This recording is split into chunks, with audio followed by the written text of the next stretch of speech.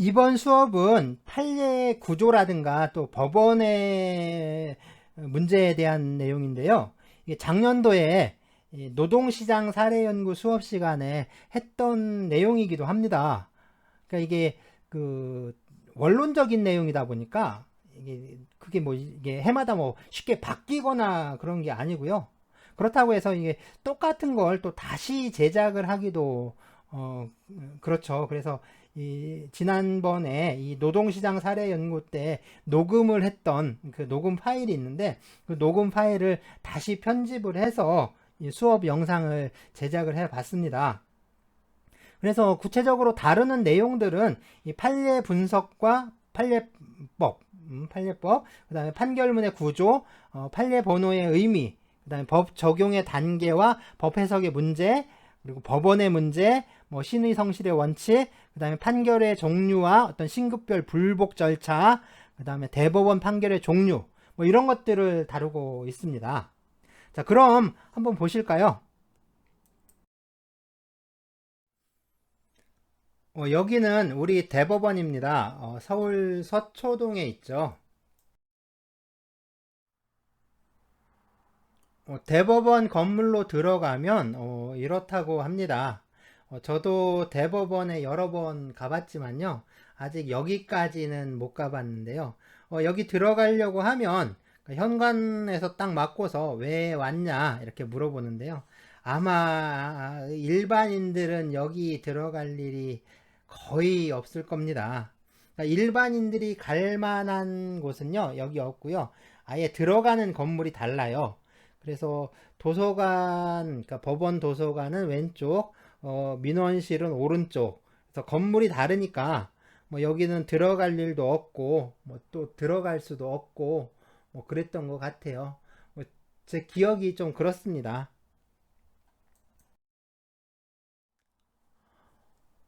자, 이제 판례 분석에 앞서서 먼저 판례가 무엇인지부터 좀 살펴봐야 할 것 같은데요.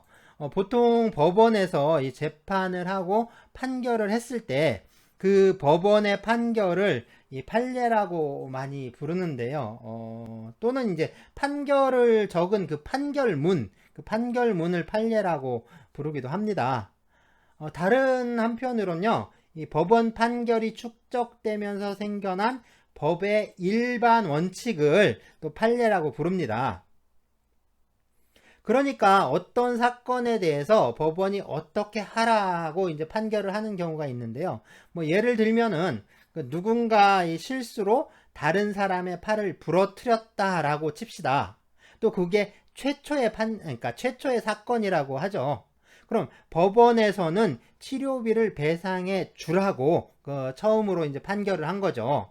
그럼 그 이후에 실수로, 그러니까 고의가 아니라 실수로 다른 사람의 팔을 부러뜨리는 사건에 대해서 법원은 계속해서 치료비를 배상하라 라는 판결을 하겠죠. 그러면 이러한 판결이 계속 쌓이다 보면, 그러니까 과실에 의해서 타인에게 상처를 입힌 사람은 치료비를 배상해야 한다 라는 원칙이 생겨나게 됩니다. 자, 바로, 그러니까 이러한 원칙, 그러니까 판결에 의해서 생겨난 이러한 원칙을 판례라고 하는 거죠. 네, 그리고 이 판례가 법으로서 효력을 갖게 된 것이 그러니까 바로 영국의 커먼로입니다. 다시 말해서 영국의 커먼로는요, 이 영국 법원이 그러니까 영국 법원의 판결이 축적돼서 생겨난 그 법적인 그 일반 원칙, 즉 판례가 하나의 법으로서 체계를 형성한 것이라고 할 수가 있습니다. 그러니까 판례법을 말하는 거죠. 네, 판례법을 이 보통법이라고 번역하는 경우가 많은데요. 전에는 일반법이라고 번역하는 사람도 있었죠. 근데 일반법은 제너럴로고요. 제너럴로. 이건 또 특별법, 그러니까 스페셜로에 대비되는 개념입니다. 그러니까 커먼로를 일반법이라고 번역하는 건 좀 그렇고요. 또 커먼로를 보통법이라고 번역하는 것도 딱히 그 좋은 번역은 아닌 것 같은데요. 왜냐하면 그 로마법의 이 유스 꼬뮌에도 번역해보면 같은 뜻이거든요. 그러니까 이것과 좀 헷갈리겠죠. 그리고 또 이제 독일법이 발전하는 이게 독일법 발전 단계에도 보통법이 있습니다. 독일 보통법이라고 부르는데요. 이런 것들과 좀 혼동을 야기할 수가 있습니다. 그래서 대부분, 그러니까 지금은 그냥 common law라고 그냥 씁니다. 그래서 그냥 이렇게 common law 이렇게 써요. 그렇다면 이 판례가 어떻게 법이 되었는지, 또 법 체계상 판례의 위상은 또 어떻게 되는지, 뭐 이런 것들에 대해서 좀 알아봐야 하겠죠. 보통 보면 이 세 개의 법 체계를요, 크게 둘로 나누는 경향이 있습니다. 계통을 나누는 건데요. 법의 계통은요, 그러니까 역사적으로 로마법을 받아들였는가, 아니면 그 독자적으로 발전시킨 체계인가에 따라서 나누어지고 있습니다. 먼저 로마법을 받아들여서 기존에 있던 이 게르만법과 융합시켜 발전시킨 그 로마 게르만법 계통이 있고요. 그게 아니라 독자적인 재판 시스템에 따라서 법을 발전시켜 온 이 커먼로 계통이 있습니다. 네, 이 유럽 지도인데요.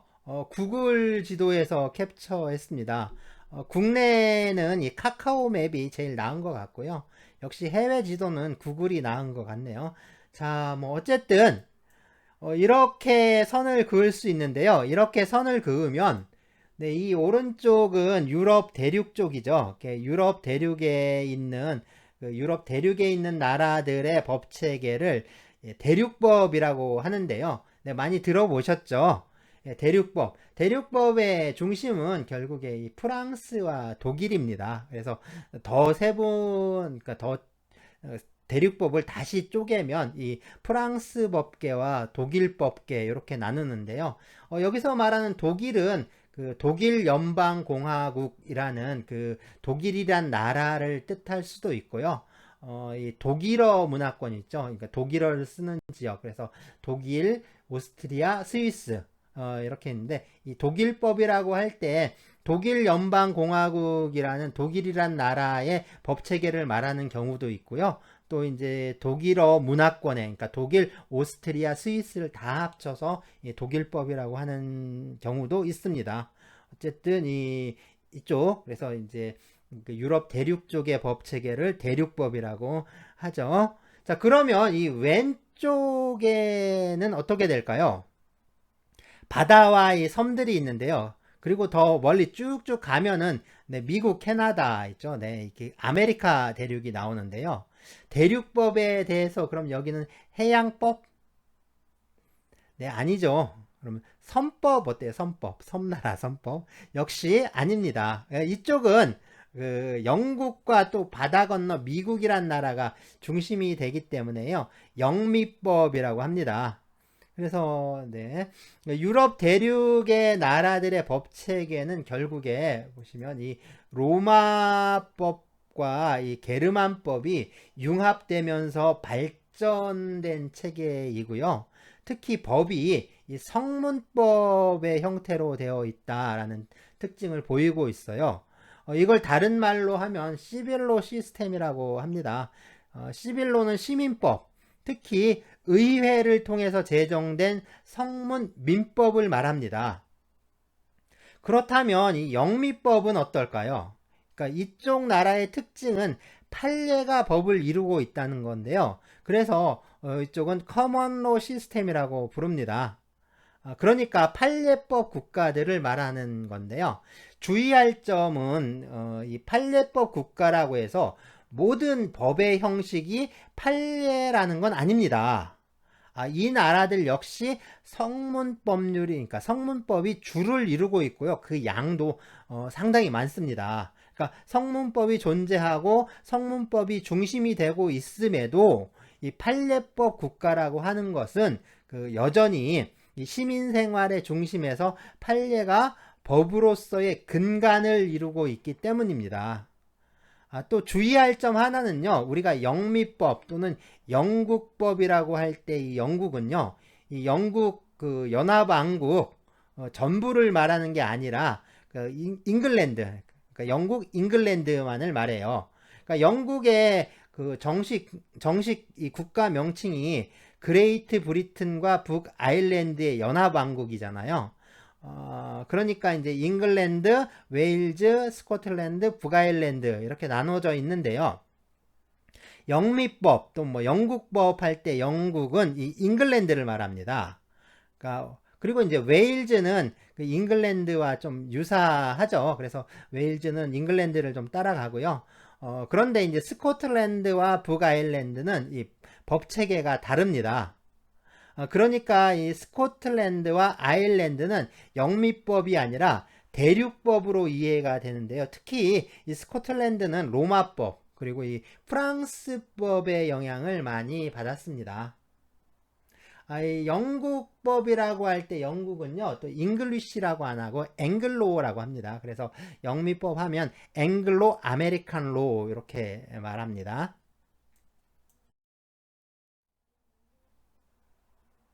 영국에 있는 그 섬 이름이 그레이트 브리튼 또는 브리타니아라고 하는데요. 이 로마 제국이 이 섬을 점령하고 이 섬을 그러니까 브리타니아라고 불렀기 때문입니다. 그리고 이제 로마 제국이 지배했던 그 중심지가 론도니움이죠. 론도니움. 그게 이제 지금의 론돈, 그러니까 런던이죠. 런던이 됩니다. 그런데 로마 제국이 이 섬을 완전히, 그러니까 다 정복하지는 못했어요. 그래서 북방으로 밀려 올라간 원주민들의 좀 반발이 좀 만만치 않았는데요. 그래서 이제 이들 부족이 지배하던 지역과 그 경계에다가 길게 이렇게 성벽을 쌓습니다. 그러니까 마치 이제 중국이 만리장성을 쌓듯이 길게 이제 성을 쌓은 거죠.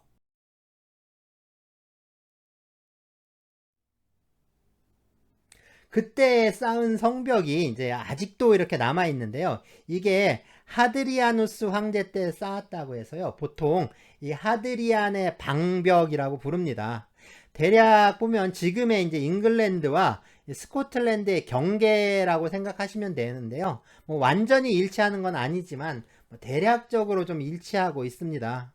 그러니까 잉글랜드가 그러니까 이 섬에 이제 앵글로족, 그러니까 앵글로 섹슨이죠. 앵글로 섹슨이라고 할 때 그 앵글로가 들어오면서 생겨난 거라면 잉글랜드와 이 스코틀랜드의 경계는요, 그것보다 훨씬 이전에 생긴 거라고 할 수가 있죠.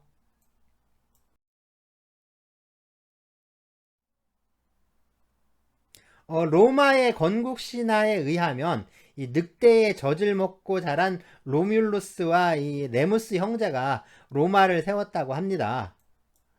네, 늑대의 젖을 먹고 자라다가 이 사람에게 발견돼서 사람의 손에 컸겠죠. 그러니까 이탈리아 화가인데요. 피에트로 베레티니가 이 17세기경에 그린 파울루스에 의해 거두어지는 로물루스와 레무스라는 그림인데요. 이처럼 사람에게 발견돼서 자란 형제가 이 로마를 건국하게 됩니다. 이탈리아 반도의 조그만 이제 도시국가에서 출발한 로마는요, 이탈리아 반도를 거쳐서 지중해 전역을 장악하게 되는데요. 이탈리아와 뭐 그리스, 소아시아, 뭐 중동, 북아프리카, 스페인이 있는 이거 이베리아 반도, 그 다음에 지금의 프랑스, 그리고 이제 영국까지 이제 지배하는 대제국으로 성장을 하죠. 그래서 이 왕정과 공화국을 거쳐서요, 공화정을 거쳐서 제국으로 성장했는데 이 로마가 서기 395년에 이렇게 동로마와 서로마로 분열하게 됩니다. 그리고 이 서로마 제국은요, 476년에 이 게르만족의 침입으로 멸망하게 되고요. 동로마 제국은 그 후로도 거의 한 1000년간 번영을 하다가 1453년에 이 터키, 투르크라고도 하고요. 터키 말합니다. 이 터키 제국에게 멸망하게 되죠. 이 동로마 제국은 이 그리스와 터키 지역을 중심으로 해서 발전을 했는데요. 그리스의 헬레니즘 유산뿐만 아니라 로마 제국에서 발전한 법 체계를 이 유럽 대륙에 전해주는 역할을 하게 됩니다. 이 동로마 제국을 비잔틴 제국이라고도 불렀는데요. 이건 나중에 역사가들이 붙인 이름이고요. 자기들은 그냥 로마 제국이라고 불렀습니다. 그래서 지금도 보면요, 이 그리스 사람들 있죠. 그리스 사람들이 자기들을 말할 때 이 로마 사람이라고도 말해요.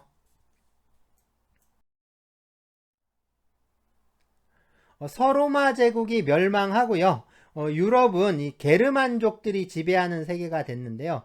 이때 유럽의 법 체계는요, 이 게르만법이 지배하게 됩니다. 이 게르만법은 관습법의 형태로 되어 있고요. 이 관습법이 갖는 가장 큰 특징은 이 사회 변화에 따라 자생적으로 형성되고 또 변화하고 발전을 한다는 점인데요. 결국에 그 법문화의 근간이 되는 공동체에 따라서 다르게 형성될 수밖에 없다는 거죠. 그러니까 이제 마을마다 다르고 또 시대마다 다 다르게 나타날 수밖에 없습니다. 근데 이것에 비해서 이 동로마 제국이 지배하던 지역에서는 여전히 이 로마 제국의 법 체계였던 로마법의 지배 아래 있게 되는데요. 이 로마법은 성문법의 형태였고요. 게다가 이 6세기에 이 유스티니아누스 황제에 의해서 그 전에 한 1000년 동안 발전해온 로마법이 집대성이 됩니다. 이 동로마 제국은요, 이 1453년에 투르크, 그러니까 지금의 터키예요. 이 터키 제국이 그 수도인 이 콘스탄티노플을 점령하면서 멸망하게 됩니다. 그러니까 1000년 동안의 이 난공불락의 요새로 알려졌던 게 이 콘스탄티노플인데요. 이 콘스탄티노플은 그 터키 제국의 술탄이 끌고 온 그 어마어마한 대포에 참 잘 버텼거든요.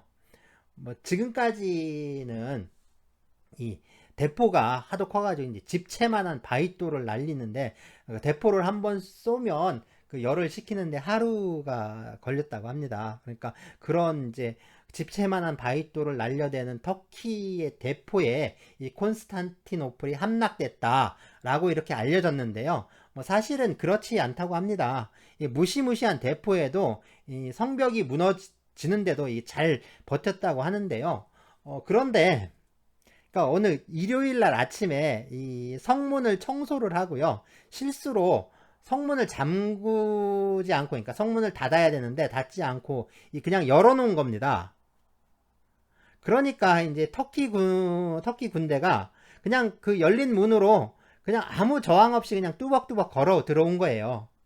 그리고 그날 이제 콘스탄티노플이 그 점령당하는 거죠. 그러니까 그렇게 이 천여 년을 이어온, 그러니까 1000년 좀 넘게 이어온 동로마 제국이 물론 이제 로마 제국으로 치면 한 1500년 정도 되는 거고요. 또 최초 도시국가가 세워진 로마에서부터 치자면 2200년 정도 됩니다.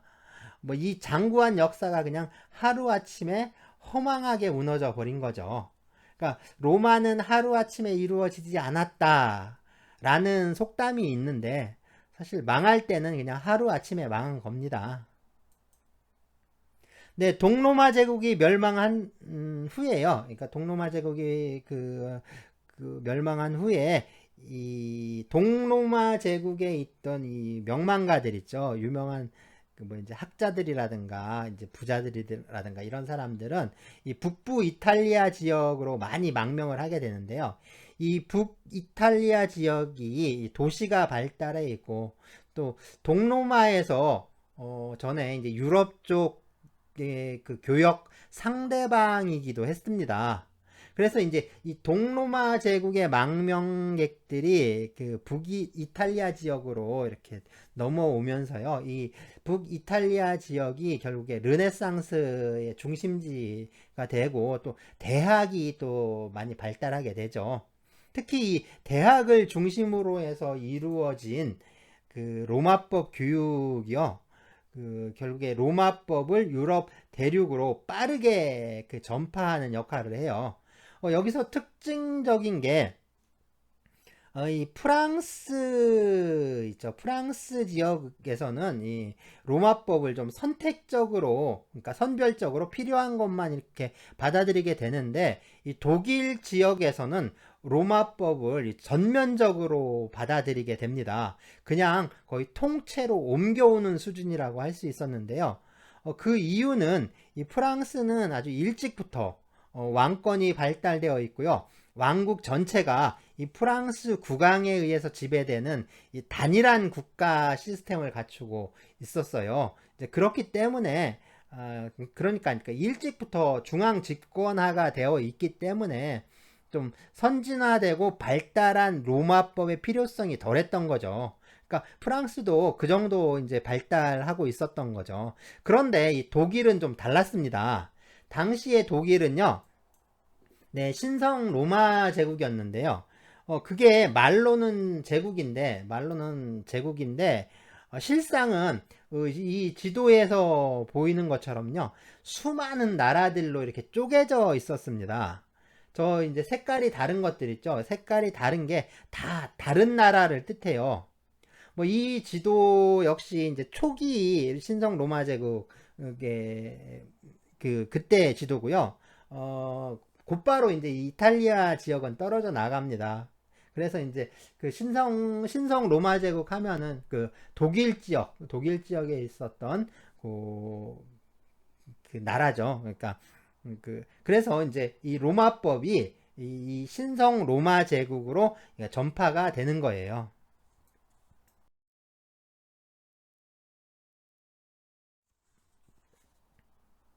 그러니까 왜 프랑스는 로마법을 좀 선택적으로 선별적으로 받아들였는데 독일은 전면적으로 받아들이게 되었는가 라는 좀 문제인데요. 가장 큰 원인은 무엇보다도 이제 도시가 발달하고 상거래가 좀 활발해졌다라는 점입니다. 아니, 도시와 상업이 발달하는 게 로마법을 받아들이는 것과 무슨 상관이 있느냐라고 할 수 있는데요. 뭐 예를 들면 이 베를린에 있는 상인하고 암스테르담에 있는 상인이 이 프랑크푸르트에서 거래를 한다고 합시다. 그러면 이 사람들은 이 물건을 거래하고 또 계약을 하면서 어디에 법을 따라야 할까요?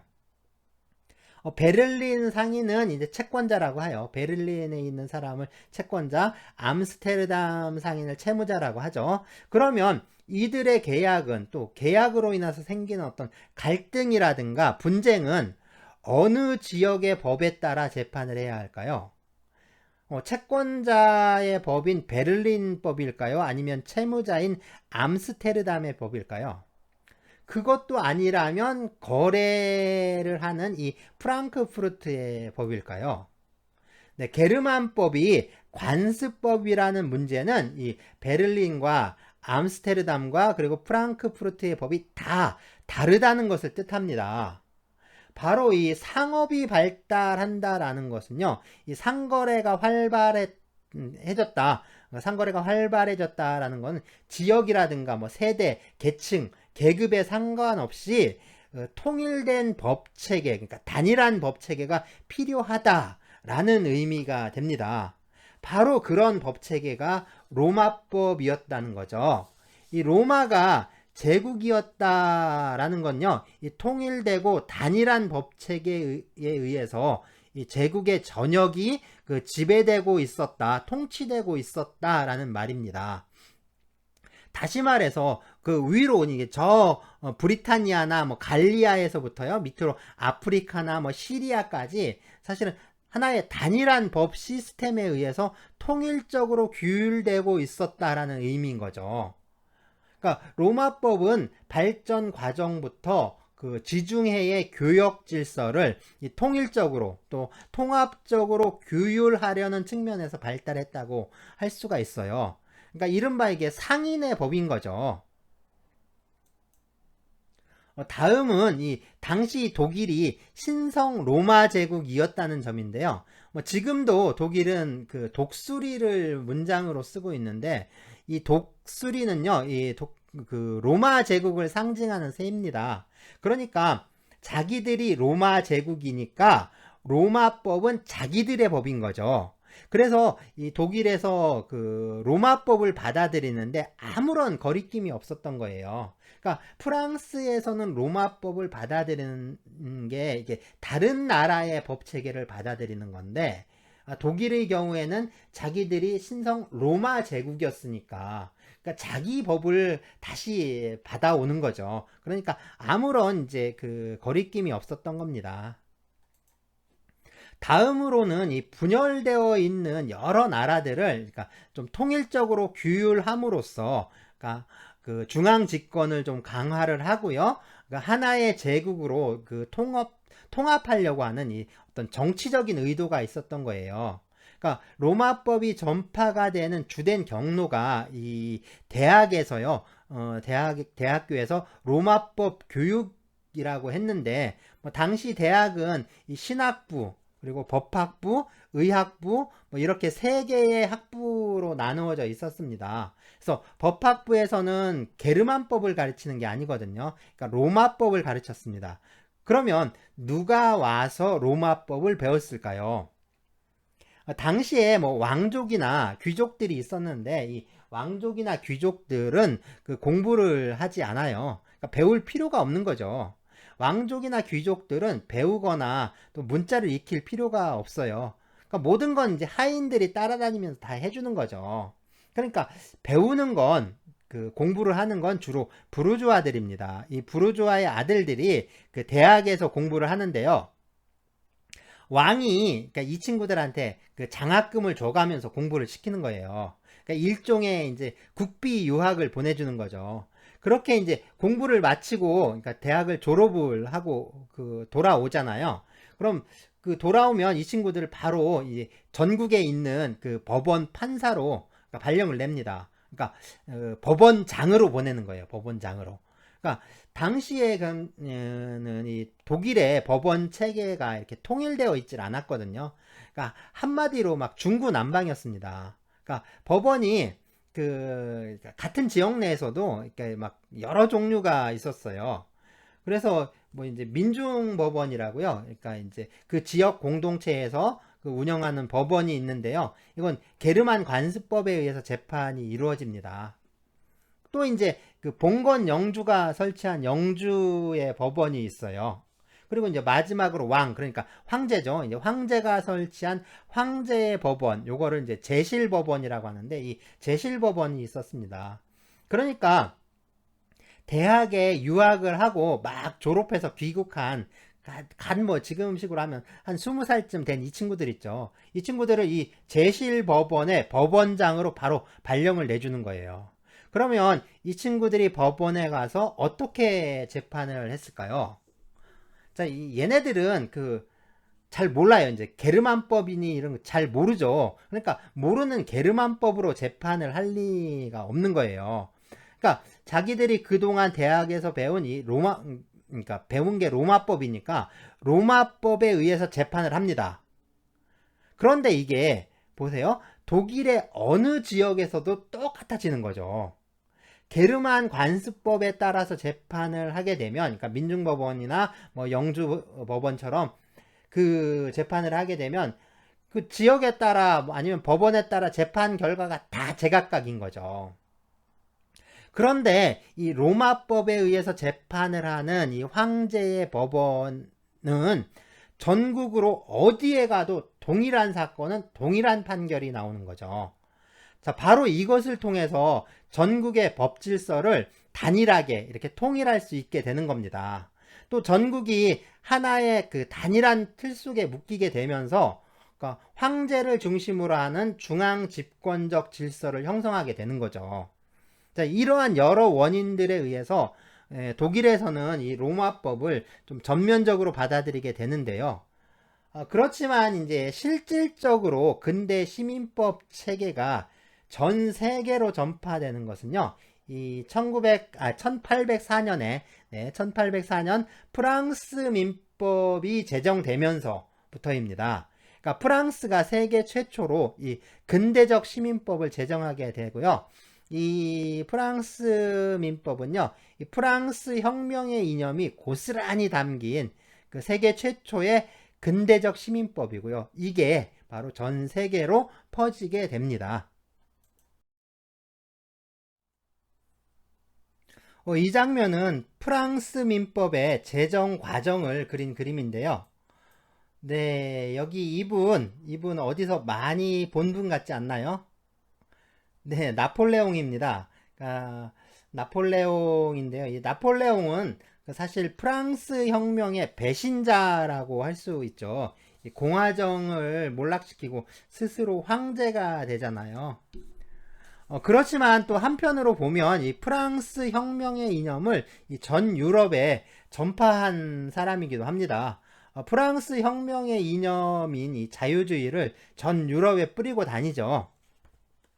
네, 이 프랑스 민법은 최초의 근대 시민법이기도 하면서요, 또 혁명의 이념이 좀 고스란히 배어 있는 이 자유주의의 결정판이기도 합니다.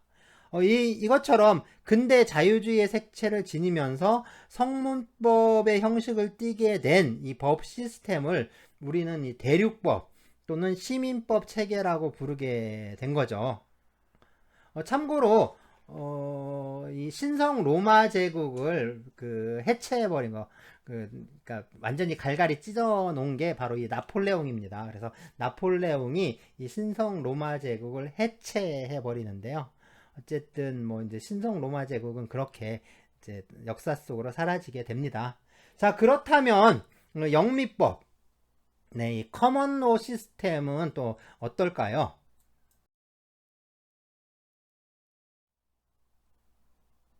로마 시대 이후에 이 영국에는요, 이 앵글로 섹슨족이 건너와 살게 되었는데요. 뭐 여기에 대인족까지 침입하면서 좀 혼란스러운 상황이었습니다. 그러다가 이 프랑스 노르망디 지역에 있던 윌리엄이 1066년 잉글랜드에 건너와서요, 잉글랜드를 정복하고 이 잉글랜드 왕위에 오르게 됩니다. 이게 노르만 왕조가 시작된 거예요. 이후로 영국은 이 노르만 왕조의 어떤 독특한 재판 제도가 발달하면서 오늘날에 이르게 된 거라고 할 수 있습니다. 그러니까 영국의 판례법의 역사는 이 천년에 가까운 거라고 할 수 있는 거죠. 미국법 역시 그 뿌리는 이 영국의 판례법에 있는 거고요. 그러니까 독자적인 재판 시스템과 뭐 여기에서 발달해 온 이제 판례법이 있으니까 로마법의 영향을 받지 않게 된 겁니다. 그러니까 로마법이 비집고 들어갈 틈이 없었다라고 할 수 있는 거죠. 네, 이 사람이 잉글랜드를 정복하고 이 노르만 왕국을 열게 한 윌리엄 1세인데요. 보통 이제 정복자 윌리엄이라고 불리고 있습니다.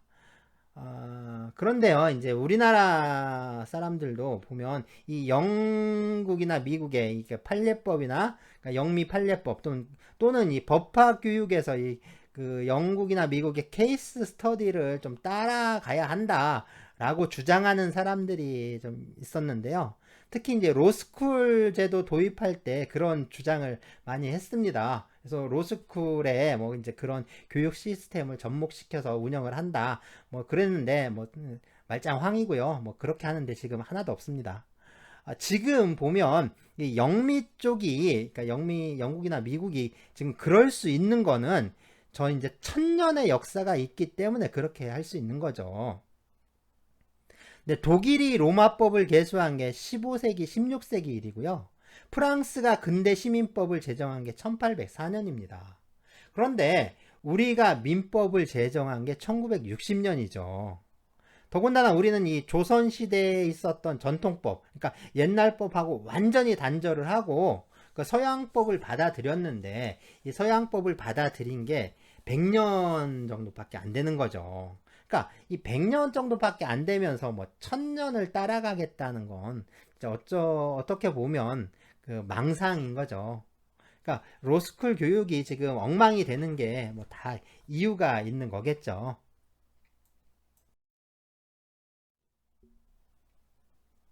판례를 보기 전에요. 이 판례가 생성되는 과정을 또 좀 먼저 봐야겠죠. 보통 이 판결, 결정, 명령, 요거를 재판의 형식이라고 합니다. 그러니까 재판의 형식에는 판결, 결정, 명령이 있는 거죠. 특히 이 판결과 결정을 재판을 끝낸다는 의미로요. 이 종국 재판이라고 하는데요. 판결과 결정은요, 이 실체 관계를 다루는지 아니면 형식적인 절차에 관한 다툼인지 또 반드시 그 변론 절차를 열어서 변론을 들어야 하는지에 따라서 나누게 됩니다.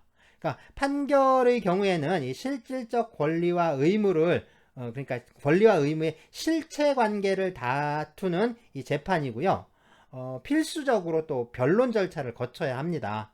그래서 보통 판례라고 하면 이 판결을 의미하는 경우가 많죠.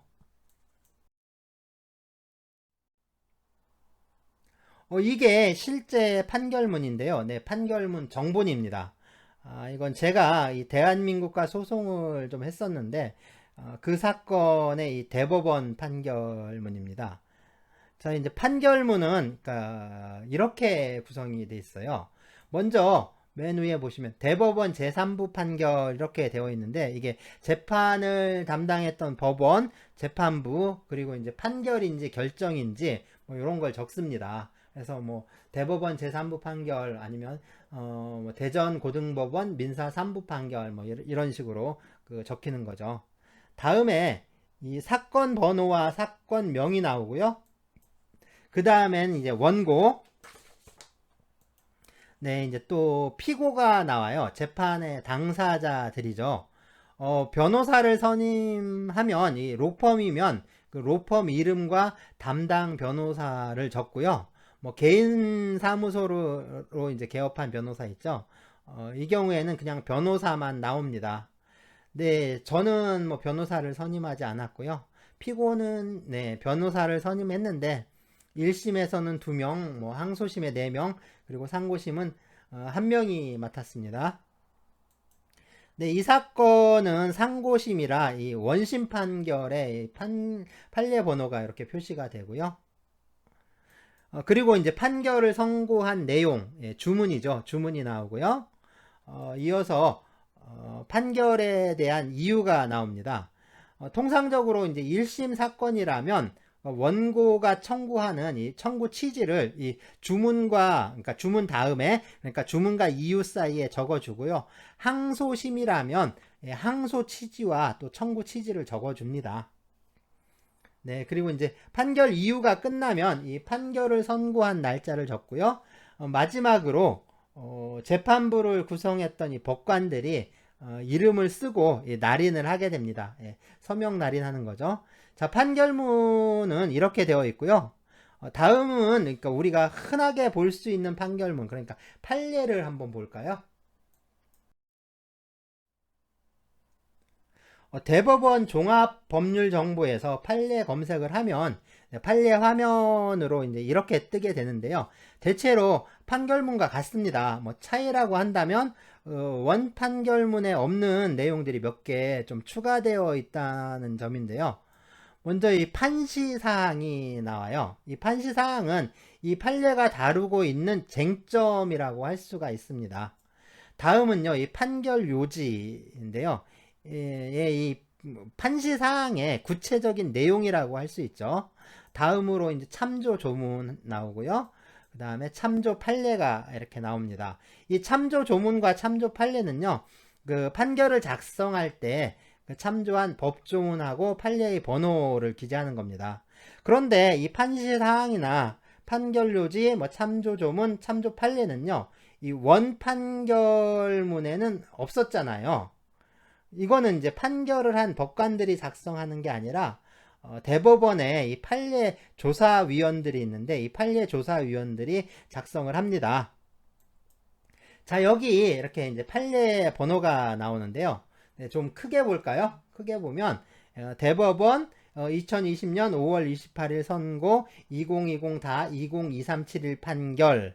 네, 그리고 아래에 보시면 건물명도 인도 하고요. 2020 하 1252 뭐 이렇게 나오잖아요. 자, 여기서 이 건물명도 인도 이거는 사건명입니다. 그런데 이 사건명은 뭐 그렇게 중요하지 않아요. 이건 그 1심에서 그러니까 재판을 처음 그 시작할 때 그 소송을 제기할 때 원고가 붙이는 겁니다. 그래서 그렇게 이제 중요하지 않고요. 그리고 이제 2020 하 1252 이렇게 나오는데 이건 판례의 출처입니다. 그러니까 이 판례가 법원 공보 어디에 실려 있다라는 뜻인데요. 뭐 인터넷이 지금 상당히 발달한 시대니까 뭐 요즘 시대에는 이건 별로 중요하지 않고요. 중요한 건 그 윗줄에 있는 것들이죠. 예, 대법원 2020년 5월 28일 선고 2020-202371 판결. 이게 판례 번호라고 해서 이게 좀 중요합니다. 이 판례 번호는요, 판결을 선고한 법원과 판결 선고일자 그리고 사건 번호로 구성되어 있는데요. 대법원 몇 년 몇 월 며칠 선고 무슨 판결 이렇게 되어 있는데요. 이것처럼 판결은 날짜를 쓰고요. 선고라고 하고요. 결정의 경우에는 선고 대신에 몇 년 몇 월 며칠자 이렇게 합니다. 그러니까 그 판결은 그 몇 년 몇 월 그러니까 대법원 뭐 몇 년 몇 월 며칠 선고 무슨 판결 이렇게 하고요. 그 다음에 결정의 경우에는 대법원 몇 년 몇 월 며칠자 무슨 결정 뭐 이렇게 하고 있습니다. 그리고 그 뒤에 있는 게 뭐 2020 다 202371 이렇게 있었잖아요. 이거는 사건 번호입니다. 이 사건 번호는 보시면 그 앞에 2020이 있었죠. 이 사건 번호에서 2020은 석인 연수, 그러니까 네 자리 또는 이제 두 자리도 있었는데요. 석이 연수는 그러니까 1999년까지는 두 자리를 썼고요. 2000년부터는 네 자리를 씁니다. 그러니까 그 법원에 이 사건이 제기된 연도를 의미해요. 이 석인 연수와 그 다음에 한글로 표시된 사건별 부호 문자 있었고요. 그리고 사건의 진행 번호 뭐 이렇게 구성되어 있습니다. 사건 번호에는 이 사건별 부호 문자가 포함되어 있는데요. 이 부호 문자를 통해서 그 판결의 신급이나 아니면 재판의 성격을 좀 알 수가 있어요. 먼저 기역, 니은, 디귿 이렇게 자음 있죠. 이 자음은 사건의 심급을 알려줍니다. 그러니까 기역은 1심, 니은은 2심, 그러니까 항소심이죠. 디귿은 3심, 그러니까 상고심을 의미합니다. 그리고 이제 상고심에서 그 파기돼서 다시 재판을 하는 경우에는 또 리을, 그리고 이제 다시 재판한 사건이 또 상고가 된다면 뭐 미음 뭐 이렇게 붙겠죠. 다음으로 이제 모음 오, 우 이게 있는데 이건 재판의 성격 그러니까 사건의 유형을 말하는데요. 모음 아는 이 민사 사건입니다.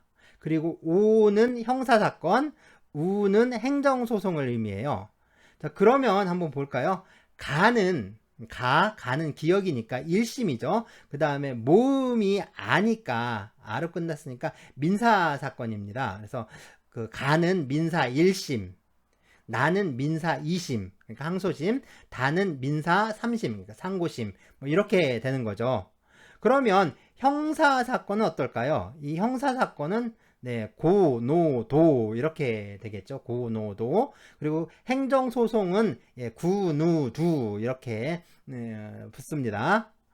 그런데 그 민사 사건이나 형사 사건 같은 경우에 1심에서 재판할 때 법관이 한 명인 이 단독 사건도 있고요. 또 3명이 재판을 하는 합의부 사건도 있습니다. 그래서 이 단독 사건이라면 단, 합의부 사건이라면 합, 네, 합이라는 글자를 좀 덧붙여 주고요. 그래서 민사 사건은 가단, 가합 뭐 이렇게 하고요. 형사 사건은 고단, 고합 뭐 이렇게 부호 문자가 붙습니다. 또 이제 민사 사건의 경우 이 소가가 좀 적은 경우에 이 소액 사건으로 진행이 되는데요. 이 소액 사건은 또 소자를 덧붙여 줍니다. 그래서 가소라고 하죠. 형사사건의 경우에도 이 약식 재판의 경우에는 약이라는 문자가 덧붙습니다. 그래서 민사 1심 사건들 보면 가단, 가합, 가소 뭐 이렇게 되고요. 형사 1심의 경우에는 고단, 고합, 고약 뭐 이렇게 붙습니다. 요즘 외국 판례를 보는 경우도 좀 많은데요. 외국의 경우에는 주로 판례의 출처를 표기해 줍니다. 그러니까 우리나라는 판례의 사건 번호가 중요한 역할을 하지만 외국의 경우에는 그 판례가 어디에 나오는지 이게 더 중요하게 다뤄지고 있다라고 할 수가 있죠. 특히 이 영미 쪽 판례는요. 그 사건의 당사자 명을 적고요. 그 다음에 판례의 출처를 표기해 줍니다. 이거는요, 이 도너휴 대 스티븐슨 사건이라고 아주 유명한 그 영국 판결인데요. 원래, 그러니까 원심 판결은 스코틀랜드였고, 스코틀랜드에서 그 런던에 있던 그 귀족원에 이렇게 상고됐던 사건입니다. 이 사건의 경우에 어떤 데 보면은요, 이 도너휴하고 괄호치고 맥칼리스터라고 표기하는 경우도 있고요. 반대로 이제 맥칼리스터라고 쓰고 괄호치고 도너휴라고 표기하는 경우도 있는데 이 도너휴라는 분은 이제 미시즈죠. 이제 그 부인, 그 도너휴 부인인데 이 사건이 진행되는 동안에 시집을 간 거예요. 그래서 처녀 때는 그러니까 맥칼리스터였는데 이게 시집을 가서 도너휴로 이제 성이 바뀐 경우입니다. 이때는 보통 이제 바뀐 성을 표기하지만 네, 경우에 따라서는 이 처녀 때 성을 괄호 안에 이렇게 표기를 해주기도 해요.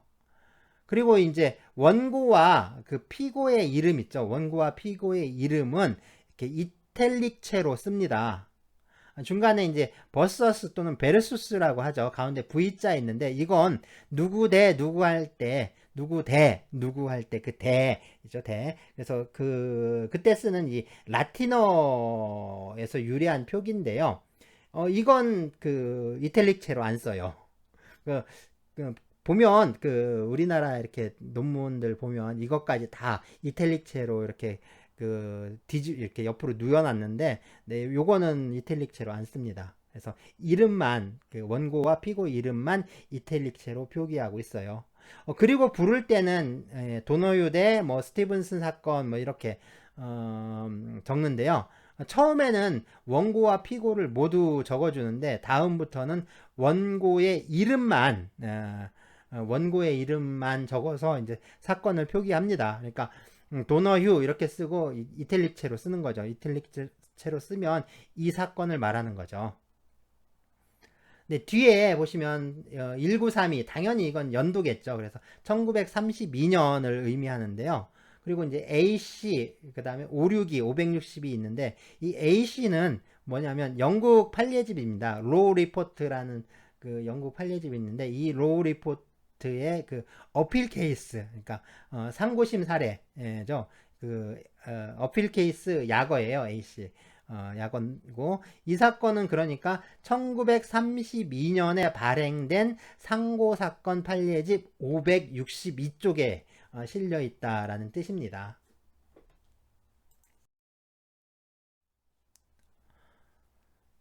자, 이제 그렇다면 구체적으로 판결에 이르게 되는 구조, 다시 말해서 이 법이 적용되는 구조에 대한 건데요. 먼저 법이 적용되어야 할 구체적 사실, 즉 법 적용의 대상이 되는 사실이 있어야 합니다. 그리고 이 구체적인 사실에 추상적인 형식으로 되어 있는 법규를 적용하는 건데요. 통상 이 법 적용의 구조 또는 법 적용의 단계를 이 연역논법 또는 3단 논법이라고 많이 하죠. 이러한 3단 논법의 이 논증 형태에 빗대서 많이 설명을 합니다. 3단 논법은요, 이 대전제, 소전제, 그리고 결론으로 이어지는 구조를 취하고 있는데요. 뭐, 예를 들면, 대전제로요, 그러니까 모든 한국인은 눈동자가 검다. 라고 하면요, 다음으로 이 소전제는요, 예, 갑돌이는 한국인이다. 라고 나오겠죠. 그러면, 갑돌이의 눈동자는 검다. 라는 이제 결론에 이르게 됩니다. 이러한 3단 논법에 비추어서 이 법의 적용 단계를 좀 살펴보면요. 먼저 대전제에 해당하는 게 이 법규인데요. 물론 추상적이죠. 그래서 도둑질하면 처벌받는다라고 좀 적어놨는데 이게 적을 수 있는 칸이 좀 적어서 좀 간략하게 줄여 적은 거고요. 정확하게 표현하면 타인의 재물을 절취한 자는 6년 이하의 징역 또는 1천만 원 이하의 벌금에 처한다. 네, 이렇게 되어 있습니다. 네, 타인의 재물을 절취한 자는 6년 이하의 징역 또는 1천만 원 이하의 벌금에 처한다. 좀 형량이 좀 센 편이죠.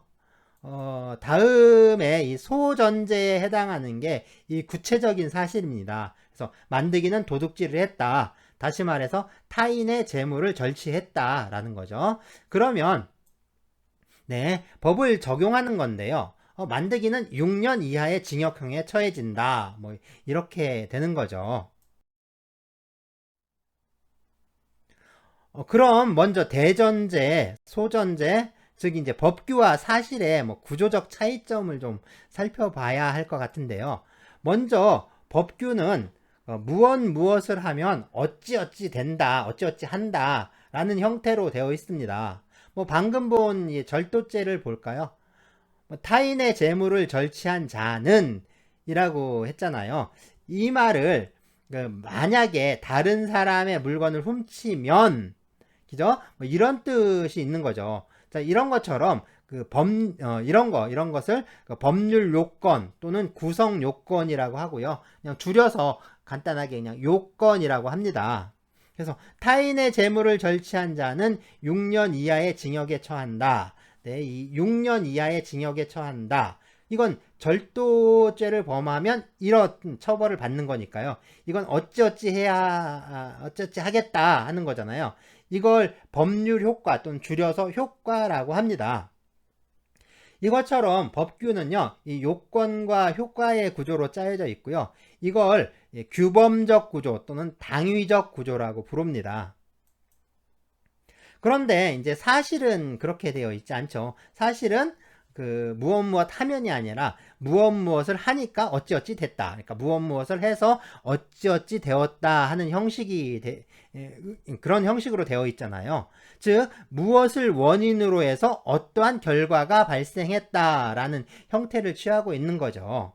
그래서 사실은 이 원인과 결과의 구조로 짜여져 있고요. 이것을 인과적 구조라고 부릅니다. 그렇다면 실제로 법 적용은 어떤 단계를 거쳐서 이루어질까요? 그러니까 3단 논법에 의하면 법규가 있고 그리고 다음에 사실이 있으면 여기에 법을 적용한다. 뭐 이렇게 되는데요. 하지만 이 실질적인 법 적용의 단계는요. 먼저 구체적인 사실이 확정되고 그 사실에 적용할 수 있는 그 법을 탐색을 해서 그 법을 찾은 다음에 그 사실에 맞도록 해석을 해서 법을 적용하는 단계를 거치게 됩니다. 그러니까 사실 확정의 문제가 좀 상당히 중요하죠.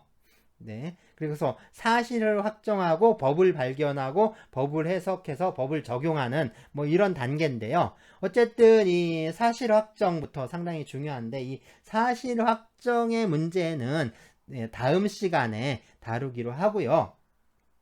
먼저 이 법 발견과 법 해석의 문제를 보도록 하겠습니다. 법 발견이란 건요. 구체적인 사실에 적용할 법규를 좀 탐색하는 작업이라고 할 수 있습니다. 예를 들어서 누군가 도둑질을 했다면 이 사람의 절도 행위에 적용할 법 규정이 무엇인가 그걸 찾는 작업이라고 할 수가 있죠. 그러니까 도둑질과 절도죄 같은 경우에 뭐 무척 이제 좀 쉽게 연결이 되지만 모든 이제 법률 문제가 그렇게 간단한 건 아닙니다. 또 이제 법을 발견했다라고 해서 곧바로 그 적용할 수 있는 것도 아닌데요. 이 법을 발견한 후에는 그 법을 해석하는 작업을 거치게 됩니다. 그러니까 이 법 해석은요, 이 추상적으로 되어 있는 이 법규의 내용을 그러니까 사실에 적용할 수 있도록 좀 명확하게 하는 작업을 말하는데요. 그렇다면 이 법 해석은 좀 어떻게 이루어질까요?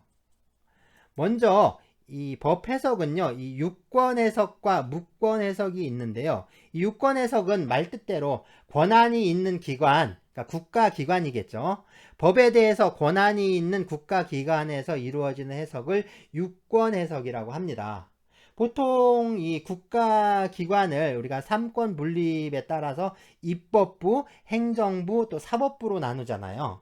그래서 이제 법 해석 역시 입법부에서 하는 입법 해석, 행정부에서 하는 행정 해석, 그리고 사법부가 하는 사법 해석. 네, 뭐 이런 것들이 있어요. 이런 것들이 있는데, 판례가 그 영미법에서는 법으로 취급되고 있지만, 대륙법 계열에서는, 그러니까 우리 같은 대륙법 계통에서는 판례는 법이 아니라고 합니다. 판례는 법이 아니에요. 그럼 판례는 법이 아니라 뭐냐 하면, 이 판례는 법이 아니라 법에 대한 해석인 거죠. 그러니까 성문법이 있고 그 성문법을 해석한 게 판례라는 겁니다. 그래서 사법부에서 하는 사법 해석이 바로 이 판례라는 거예요. 네, 다음으로 이 무권 해석이 있는데 이 무권 해석은 권한이 없는 해석입니다.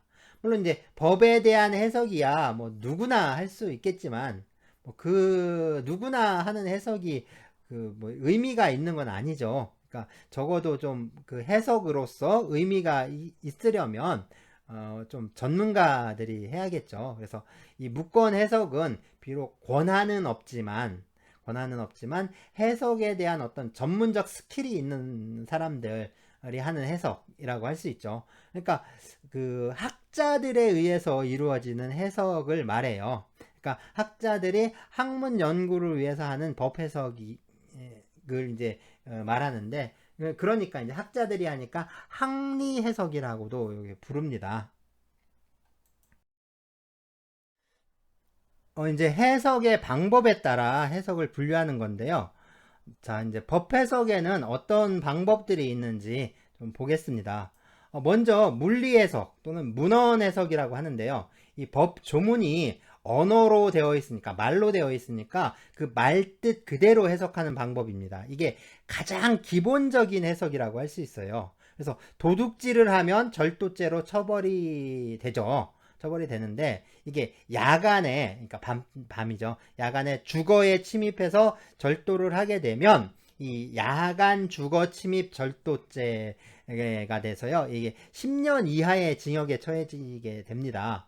아까 일반 절도죄는 6년이었는데 이건 10년 이하니까 일반 절도죄보다 훨씬 무겁게 처벌이 되는 거죠. 그러면 이 야간은 언제일까요? 네, 학생들한테 그러니까 야간이 언제입니까? 이렇게 물어보면요. 밤인데요. 그럼 밤은 언제죠? 낮이 아닌 때죠. 뭐 그래요. 그러면 이제 낮은 언제인가요? 그러면 이제 주간입니다. 그래요. 주간은 언제요? 야간이 아닌 때죠. 그럼 야간은 언제죠? 네, 밤입니다. 이렇게 이런 식으로 대답하기도 하는데요. 네, 네, 야간은 언제일까요? 야간. 그러니까 이제 밤은 언제냐는 거죠. 밤 같은 말이죠. 이제 밤은 언제니까. 우리는 이제 밤과 낮을 나누는 기준이 뭐 몇 시부터 몇 시까지. 그러니까 몇 시부터 몇 시까지는 낮이고 그 몇 시부터 뭐 몇 시까지는 밤. 뭐 이렇게 나누지는 않죠. 낮과 밤을 나누는 기준은요, 그죠? 이게 뭘까요? 네, 바로 이제 그 해죠, 해. 태양. 그러니까 해가 떠서 해가 질 때까지를 낮이라고 하고요. 해가 져서 다음날 해가 뜰 때까지를 밤이라고 하죠. 그러니까 야간은 해가 져서 해가 질 때까지, 다시 말해서 일몰에서 일출까지를 야간이라고 합니다. 자, 이렇게 해석하는 게 물리 해석 또는 문헌 해석이고요. 자, 다음은 이 논리 해석 또는 논리 체계적 해석이라고 하는데요. 법이라는 게 전체적으로 보면 하나의 큰 시스템을 형성하고 있잖아요. 그러니까 이 시스템에 맞게, 다시 말해서 법 체계의 논리에 맞도록 해석하는 방법을 논리 해석 또는 논리 체계적 해석이라고 합니다. 그리고 이 목적론적 해석이 있는데요. 이거는 그 법규가 만들어진 목적이 무엇인가 이걸 따져서 그 목적에 맞게 해석을 하는 작업입니다.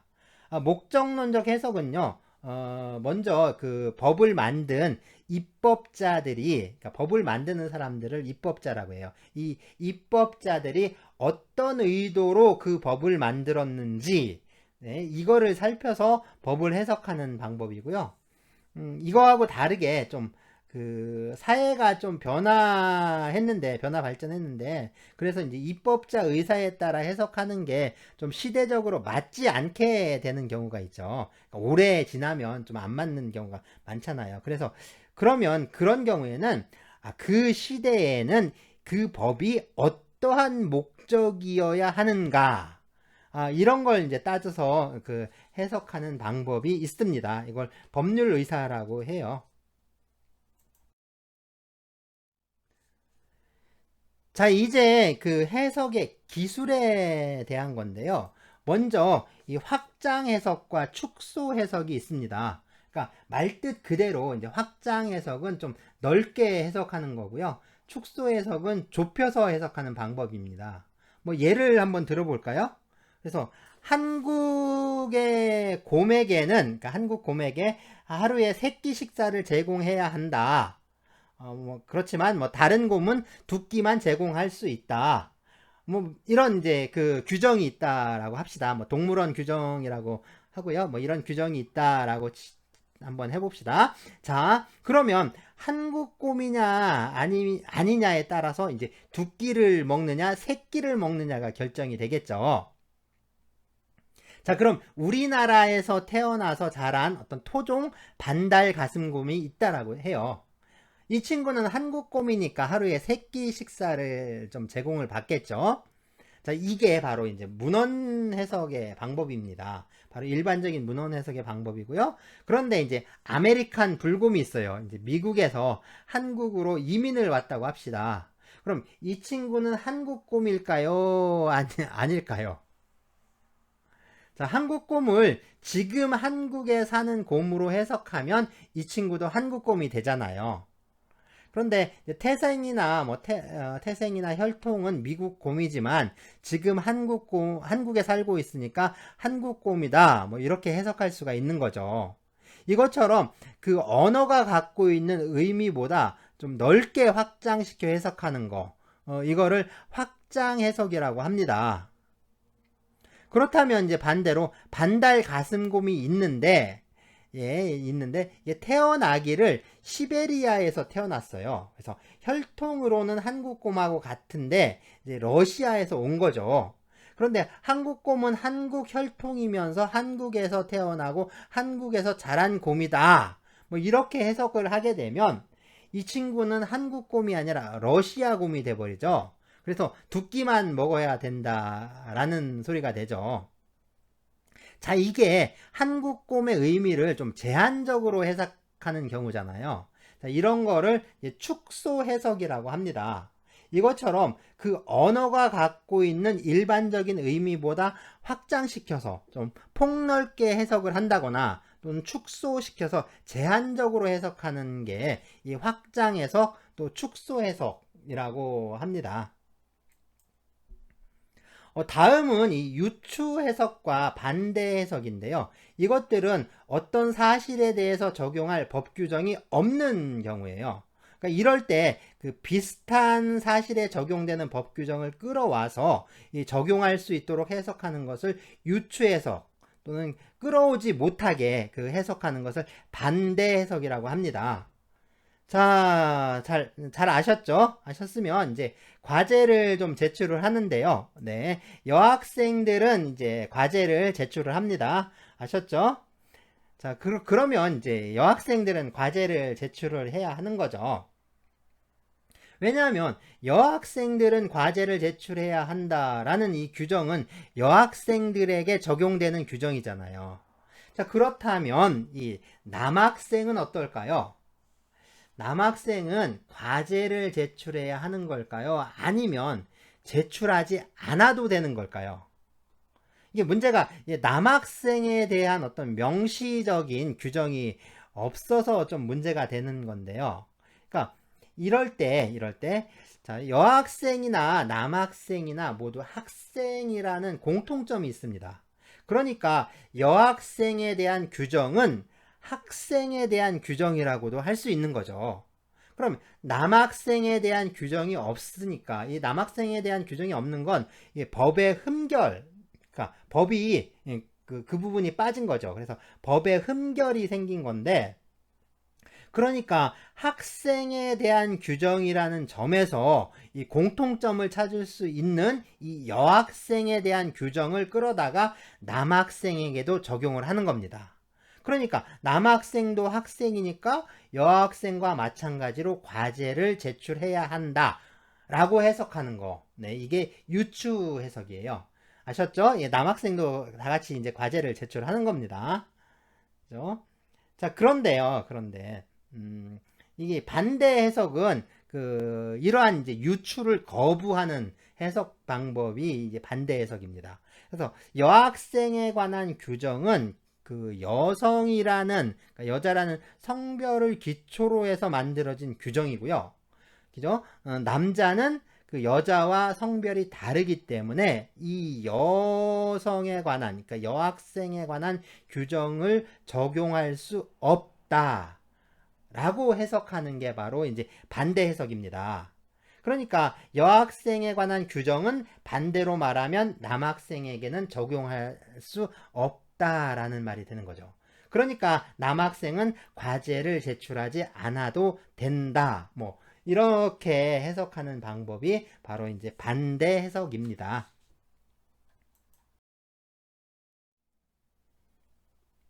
법을 적용하려면 먼저 적용할 수 있는 법을 발견을 하고요. 그 법규의 내용을 명확하게 하는 해석 작업을 거쳐야 하는데요. 문제는 구체적 사실관계에 적용할 법 규정이 없는 경우입니다. 근데 이런 때는 참 어떻게 해야 할까요? 난감하겠죠. 법 규정이 없다. 법 규정이 없네. 난 재판 못해. 네, 법관이 뭐 이렇게 재판 못해. 난 재판 안 할래. 라고 할 수가 있을까요? 네, 실제로 그렇게도 합니다. 자, 이렇게 법관이 사실에 적용할 법 규정이 없을 때 재판을 거부하는 것. 이것을 논리케라고 하는데요. 그러니까 법관이 어떤 사건을 다루고 있는지에 따라서 그 사건의 유형에 따라서 좀 다르게 취급이 됩니다. 먼저 이 국제법 사건 있죠. 즉 국제재판에서는 이 논리케가 원칙입니다. 그러니까 다시 말해서 재판에 적용할 규정이 없다면 네, 더 이상 재판을 하면 안 되는 거죠. 딱 거기서 멈춰야 합니다. 그러니까 왜 그럴까요? 그러니까 국제재판은요, 이 국가 간의 분쟁을 재판으로 해결하기 위한 거죠. 그런데 이 국가 간의 분쟁이 발생했을 때 이 확실하게 해결하는 방법이 있죠. 바로 이제 전쟁입니다. 국제재판은 이 전쟁을 피하기 위해서 분쟁을 좀 평화적으로 해결하기 위해 하는 건데요. 그런데 만약에 재판에 적용할 법 규정이 없는데 재판을 강행한다. 근데 이건 무슨 의미일까요? 그러니까 재판관들이 두 나라 중에서 일방적으로 어느 한쪽 편을 들고 있다라는 얘기가 되죠. 그러면 재판을 할 이유가 없는 거죠. 그러니까 바로 그냥 미사일부터 몇 방 쏘고요. 그러니까 탱크 몰고 쳐들어가는 겁니다. 그러니까 전쟁이 벌어지는 거죠. 그러니까 편파적으로 한쪽 편을 들면 안 되고요. 법 규정이 생길 때까지 재판을 딱 멈추고 그냥 진행하면 안 되는 겁니다. 그래서 국제재판에서는 이게 원칙이에요. 그런데 이 국내 사건에서는 전쟁이 벌어진다거나 뭐 그런 일이 생기는 건 아니죠. 그죠? 국내 사건을 재판할 때는 네, 어떻게든 끝을 봐야 합니다. 자, 그러면 네, 국내 사건에서요, 형사 사건이라던가 뭐 공법 사건의 경우인데요. 이 경우에는 이 재판에 적용할 법 규정이 없다라는 게 참 아무런 문제가 되지 않아요. 특히 이 형사 사건 같은 경우에는 재판에 적용할 법 규정이 없다는 거, 그게 범죄가 아니라는 얘기가 되죠. 그러면 범죄도 아닌데 왜 범죄자를 처벌하기 위한 그 형사 재판을 연 걸까요? 자, 이런 경우에는 오히려 범죄가 아닌데도 그 형사 처벌을 하겠다라고 해서 그 수사하고 기소를 한 그 검사라든가 또 그거를 바로 뭐 이제 기각하거나 그래야 되는데 그걸 그러지 않고 재판하고 있는 판사가 좀 잘못하고 있는 거죠. 그러니까 그런 사람들을 좀 직권 남용이나 뭐 이런 걸로 좀 처벌해야 하지 않겠습니까? 네, 예, 재판에 적용할 법 규정이 없다. 그러면 이 형사 사건은 뭐 처음부터 전혀 문제가 되지 않습니다.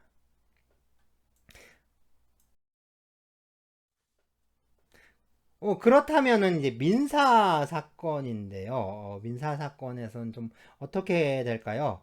민사 사건에서 재판에 적용할 법 규정이 없을 때, 어쨌든 재판을 좀 끝내야 합니다. 결론을 내려긴 내려야 되는데, 참 이 골치 아프죠.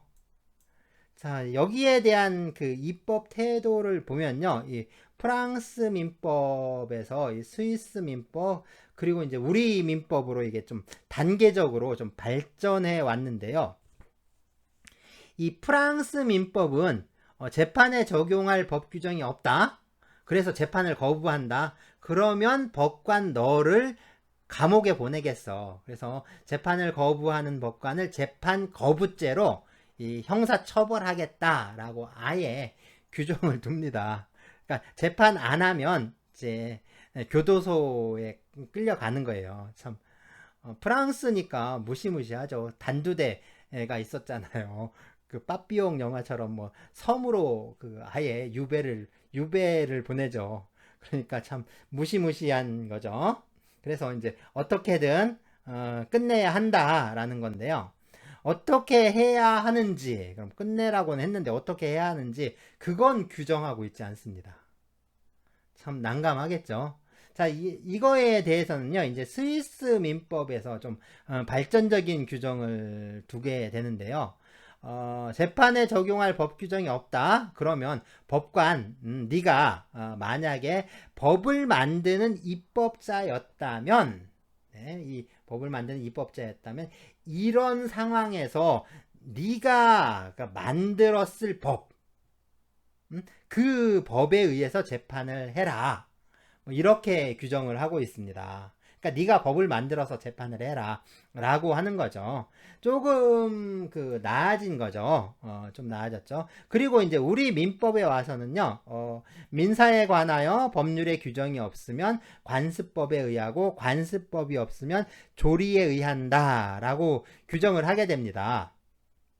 그리고 이제 이 규정에 의해서 민법 제2조에 권리의 행사와 의무의 이행은 신의에 조차 성실히 하여야 한다.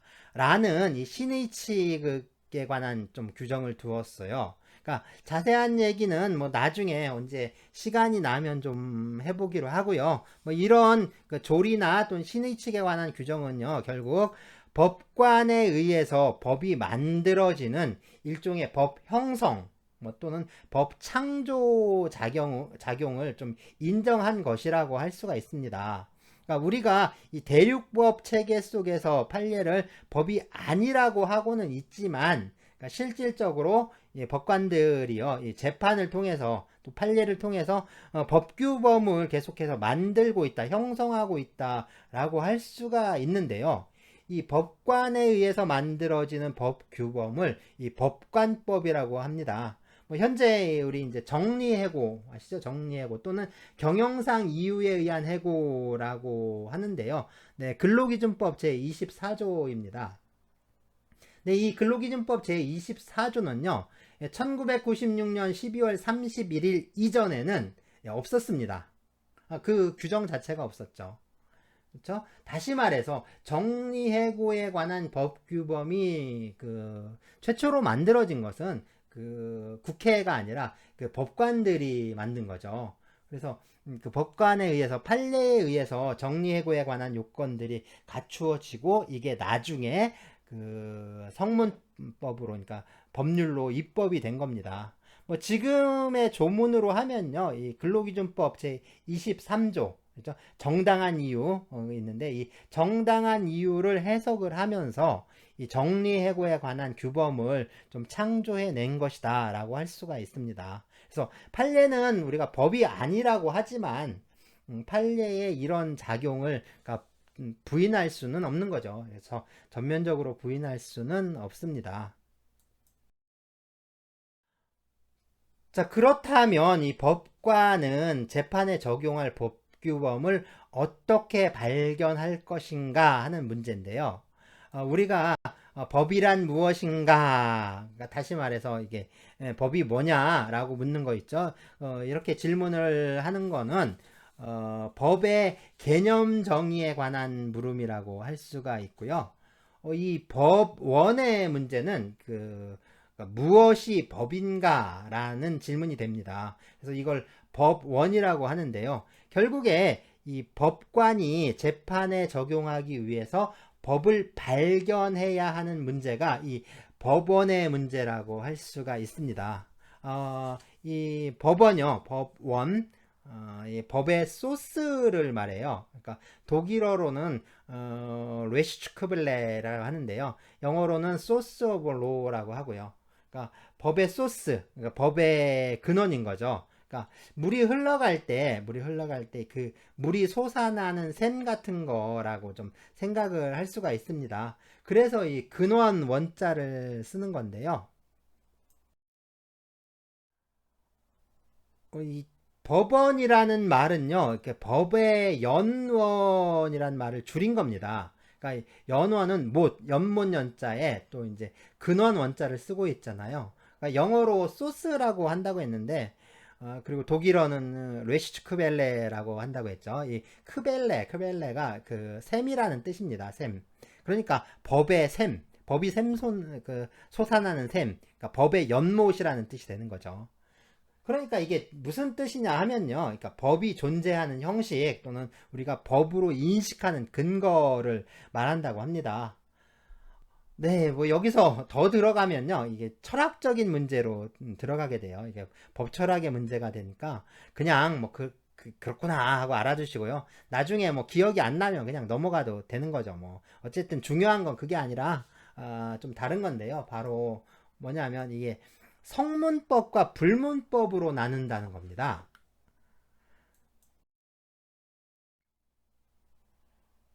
네, 이제 먼저 성문법인데요. 이 성문법은 이 유스 스크립툼이라는 말을 번역한 겁니다. 이 스크립툼은 이 스크립트 있죠? 즉 문서라는 뜻인데요. 이 유스가 또 법이란 뜻이에요. 법이란 뜻이니까 문서로 이루어진 법이라는 뜻이 되는 거죠. 이 성문법이라는 말은 이 유스 스크립tum을 이렇게 말뜻대로 번역한 거라고 할 수 있습니다. 그러니까 말뜻 그대로 번역을 한 건데 그런데요, 뭐 여기서 문서로 되어 있느냐, 뭐 아니냐 이런 건 별로 그렇게 중요하지 않아요. 문서로 되어 있는지 아닌지 이런 건 중요한 게 아니고요. 성문법은 제정법, 다시 말해서 법을 제정할 권한이 있는 기관에서 만든 법이라는 거죠.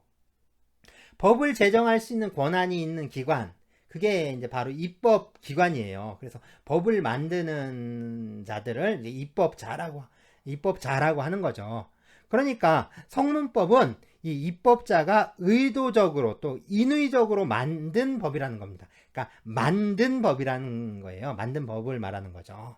네, 이 성문법은요. 그래서 헌법, 법률, 명령 규칙, 또 자치법규 뭐 이렇게 이제 등급을 좀 나누어서 분류를 하고 있습니다. 네, 다음은 불문법인데요. 이 불문법 역시 유스 논 스크립툼, 그러니까 문서로 되어 있지 않은 법이란 뜻이죠. 이 유스논 스크립툼을 번역한 말인데요. 네, 이렇게 불문법 이렇게 번역을 한 건데 문서로 되어 있지 않다. 그러니까 성문법이 만든 법이니까, 그죠?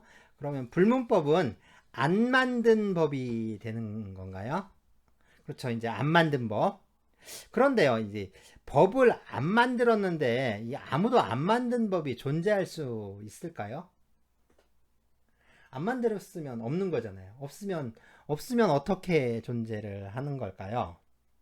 그러니까 이 불문법은 안 만든 법이 아니라, 그죠? 누군가 의도적으로 만든 것이 아니라 사회가 변화하고 발전하면서 자연스럽게 형성되는, 그러니까 이른바 그 만들어진 법이라는 겁니다. 자, 문서냐 아니냐가 아니라 이게 중요한 거예요. 그래서 의도적으로 만든 거냐 아니면 자연스럽게 만들어진 거냐, 이게 바로 이제 성문법과 불문법입니다. 그래서 이 불문법에는 관습법과 조리 그리고 판례가 거론되고 있는데요. 관습법은 관습이 법으로서 효력을 갖는 걸 말하고요. 네, 판례에 대해서는 계속 얘기를 했죠. 그런데 이 조리는 뭘까요? 조리 역시 원래 우리 말이 아니라 어떤 서양 말을 좀 번역한 것이라고 할 수 있는데요.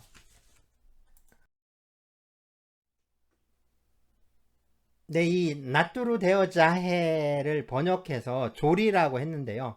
네, 나투루 데어 자해. 나투루 뭔지 아시죠?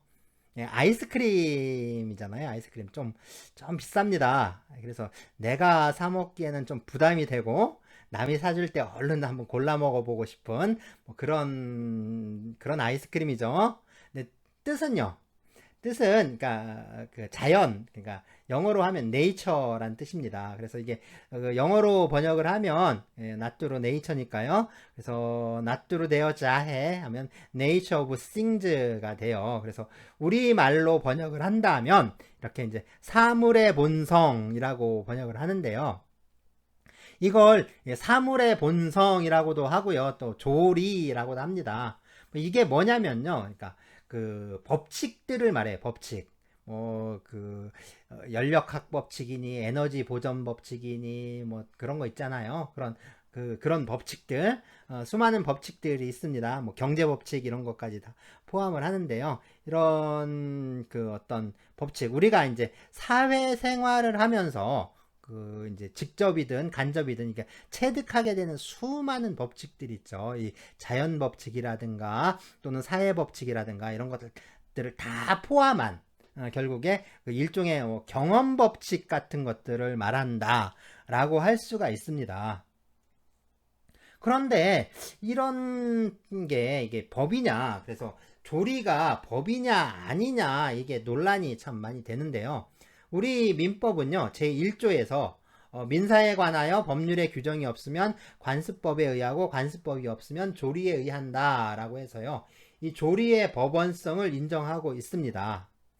네, 이 조리와 이제 관련이 있는 게 이 민법 제2조의 좀 신의 성실의 원칙인데요. 이게 신의 성실의 원칙하고 좀 밀접한 관련이 좀 있습니다. 네, 우리 민법 제2조 제1항은요. 권리의 행사와 의무의 이행은 신의에 조차 성실히 하여야 한다라고 규정하고 있습니다. 이거를 그러니까 신의 성실의 원칙, 줄여서 그냥 신의칙이라고 합니다. 이 신의 성실의 원칙은요, 말하자면 그런 거죠. 이제 사회 공동 생활의 일원으로서 상대방의 신뢰를 헛되이 하지 않도록 성의를 가지고 행동해야 한다. 뭐 그런 걸 의미한다라고 해요. 뭐 다시 말하자면 뭐 이제 계약 관계 같이 좀 일정한 관계 있죠. 그러니까 일정한 법률 관계에 있는 사람들이요, 서로 상대방의 신뢰에 어긋나지 않도록 좀 성실하게 행동해라 하는 그런 원칙을 말하는 건데요. 그런데 이런 원칙은 좀 법이라기보다는 좀 도덕률에 해당한다라고 할 수 있죠. 그래서 신의 측은 윤리적 또는 도덕적 평가를 어떤 법적 가치 판단의 내용으로 좀 도입한 것이다 라고 할 수가 있습니다. 네, 이 신의 치과 같이요, 이런 건 어느 경우에나 좀 두루두루 적용할 수 있게 되는데, 이것처럼, 떤 경우에든 뭐 두루두루 적용할 수 있는 규정을 일반 규정 또는 뭐 일반 원칙이라고 하는데요. 이 신의 칙은 민법에 규정을 두고 있지만, 네, 민사관계뿐만 아니라 다른 모든 법률관계까지 좀 원칙으로 인정받고 있습니다. 그런데 이 신의칙을 좀 법 규범으로 파악을 하려면 사실은 이게 그 도덕률이잖아요. 도덕법칙인데 이게 이제 법 규범으로 이해를 하려면 먼저 이제 조리의 법원성이 인정되어야 합니다. 그래서 신의칙에 의한 법관의 어떤 법 형성 작용이 인정 되는 것이라고 할 수가 있는데요. 물론 이 조리의 법원성이나 또는 신의 측의 법 규범으로서의 성질, 그리고 이제 법관의 법 형성 권한, 이게 이제 그것 모두 다 인정하는 게 판례의 태도이기도 합니다. 그런데 뭐 이제 다 그런 건 아니고요. 반대하는 견해도 있죠. 여기서 중요한 건 이 세 가지 문제가 서로 논리적으로 또 연관이 돼 있고요. 연결이 돼 있기 때문에 모두 인정을 하거나 아니면 모두 부정을 할 수밖에 없다라는 거예요. 그러니까 하나는 인정하고 하나는 뭐 부정하고 이렇게 할 수가 없고 인정하려면 모두 인정해야 되고 부정하려면 모두 부정을 하는 수밖에 없습니다. 그런데 네, 이 논의 자체가 좀 너무 추상적이라서 꼭 이제 뜬구름 잡는 얘기처럼 들리잖아요. 그러니까 이제 뭐 그냥 뭐 그렇구나 하고 알아만 두시고요. 뭐 자세한 거는 실제 사례를 다루면서 뭐 이제 파헤쳐 보기로 하고요. 이제 사례를 다루면서 좀 기본적으로 알고 있어야 하는 어떤 재판 절차에 기초적인 사항들 있죠. 그러니까 그거 몇 가지만 좀 더 하고 예, 끝내도록 하겠습니다. 먼저 판결이 어떻게 이루어지는지부터 좀 볼 텐데요. 판결이란 게 결국 그 원고가 소송을 제기하면서 요청한 어떤 청구 취지 있죠. 그 청구 취지에 따라 이루어지게 됩니다. 그래서 원고의 청구 취지를 받아들이느냐 아니면 배척하느냐 하는 문제인데요. 먼저 원고의 청구를 법원이 받아들이는 경우입니다. 이걸 그 인용이라고 하는데요. 법원이 판결을 하면서 원고의 청구 취지대로 그 주문을 작성을 하게 됩니다. 물론 원고의 청구를 전부 받아들이는 경우가 있고요. 또 일부만 받아들이는 경우도 있죠. 그래서 원고의 청구를 전부 받아들이면 전부 인용, 그러니까 일부만 받아들이면 일부 인용이라고 합니다. 네, 법원이 이 원고의 청구를 받아들이지 않고요. 그럼 이유 없다라고 해서 배척하는 것을 이제 기각이라고 합니다. 그래서 주문은 원고의 청구를 기각한다라고 이렇게 적습니다. 그러니까 법원에서 이제 원고의 청구를 일부만 인용하는 경우가 있는데 이때는 그 인용하지 않은 부분 있죠. 이 부분은 역시 기각된 것이라고 그러니까 해야 합니다. 자, 그리고 이제 원고의 소재기나 아니면 항소, 상고 이런 게 좀 절차적이고 좀 형식적인 측면에서 그 요건을 갖추지 못했을 때, 그러니까 형식적 요건을 갖추지 못했을 때는요, 그 내용을 그 처음부터 보지도 않아요. 그러니까 형식을 갖추지 못했다라고 하면 내용을 아예 보지도 않고 검토하지도 않고요. 곧바로 부적법하다라고 해서 소송을 종료시켜 버리는데 이것을 각하라고 합니다. 다시 말해서 내용은 보지도 않고 그냥 형식을 갖추지 못했다라고 해서 그냥 물리쳐 버리는 거죠. 그거를 각하라고 하는 겁니다.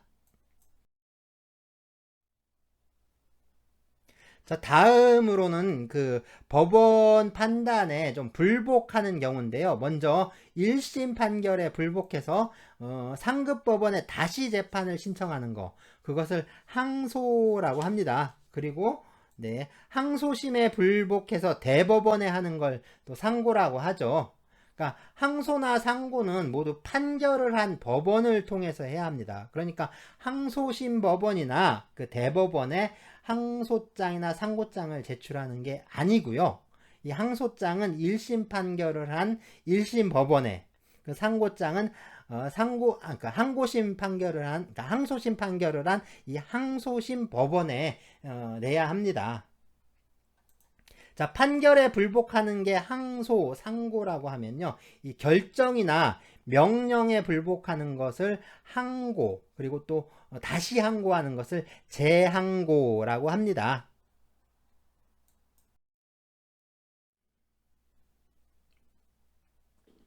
네, 1심과 항소심은 사실심이지만요. 이 대법원 상고심은 법률심입니다. 그래서 상고의 대상이 된 판결을 그 원심 판결이라고 하는데요. 이 원심 판결이 법률에 저촉되었는지 그걸 따지게 되죠. 따라서 그 대법원 판결 역시 상고인의 청구를 받아들이느냐 아니냐, 뭐 기각하느냐, 뭐 그거에 따르게 되는데요. 대법원이 이 상고인의 청구를 받아들이게 되면 이 원심 판결이 좀 잘못되었다라는 뜻이 되니까요. 이 원심 판결을 깨고 다시 재판을 하라고 하게 됩니다. 이것처럼 대법원이 상고인의 청구를 좀 받아들여서 원심 판결을 깨버리는 것을 이 파기라고 하는데요. 이 파기 판결을 할 때는 세 가지 유형이 있어요. 그래서 이제 먼저 원심 판결을 파기를 하고 그 원심 법원에 다시 재판하도록 이 사건을 원심 법원으로 돌려보내는 경우입니다. 이거를 파기 환송이라고 하는데요. 환송해서 이제 되돌려 보낸다는 뜻이죠. 다음으로는 이 원심 법원이 아니라 원심과 그 동급인 이 다른 법원으로 보내서 다시 재판하도록 하는 경우인데요. 이것을 파기 이송이라고 합니다. 마지막으로 이 원심 판결을 파기를 하고요. 이 원심 법원이나 다른 법원으로 사건을 돌려보내지 않고요. 대법원에서 좀 스스로 판단해서 판결하는 경우가 있는데 이것을 파기 자판이라고 합니다. 네, 재판은 재판부에서 이루어지는데요. 우리 대법원에서 재판을 담당하는 부가 1부에서 3부까지 이렇게 있습니다. 그런데 이 부가 아니라 대법관 전원이 모여서 이 재판을 하는 게 있죠. 이 전원 합의체라고 하는데요. 부가 아니라 이 전원 합의체에서 그럼 사건을 다루는 게 언제냐, 뭐 이런 문제죠. 그래서 먼저 보시면 그 사건에 대해서 부에서 의견이 일치하지 않을 때가 생깁니다. 그래서 부에서 재판을 할 때는 이 만장일치로 판결을 해야 하는데 뭐 이렇게 만장일치가 되지 않으면 전원 합의체에서 재판을 하게 됩니다. 그래서 이제 부에서 재판한 그 대법원 판결들 보면요. 마지막에 꼭 이렇게 관여법관의 일치된 의견으로 주문과 같이 판결한다. 뭐 라는 구절이 또 꼭 들어가 있습니다. 하지만 이 전원합의체에서 재판할 때는 다수결로 판결을 하죠. 그러니까 이제 판결에 반대하는, 그러니까 다수 의견에 반대하는 뭐 반대 의견이라든가 뭐 별개 의견이라든가 뭐 이런 소수 의견들이 나오게 됩니다. 다음으로는 이 판례를 변경할 필요가 있을 때 역시 전원합의체에서 재판을 합니다. 그래서 판례 변경을 할 때는 이 변경하기 전에 판례를 그러니까 명시를 하면서 어떠한 판례는 변경한다. 뭐 또는 언제 판례는 폐기한다. 뭐 이런 식으로 또 표현을 하기도 합니다. 마지막으로는요, 이 사회적으로 아주 중요한 사건들, 이거 역시 전원합의체에서 재판을 합니다. 그러면 그 중요한 사건이라는 게 꼭 어떤 사건이냐, 뭐 꼭 이런 사건이다, 라고 단정적으로 말하기는 좀 어려운데요. 대법원에서 판단을 했을 때, 이 전원합의체에서 다루어야겠다, 라고 판단할 정도로 뭐 좀 영향력 있는 사건이다, 뭐 영향력이 큰 사건이다 라고 할 수 있겠죠. 자, 이렇게 판례에 대해서 대강 알아봤는데요. 이제 직접적으로 판례를 검토해 볼 수 있겠죠.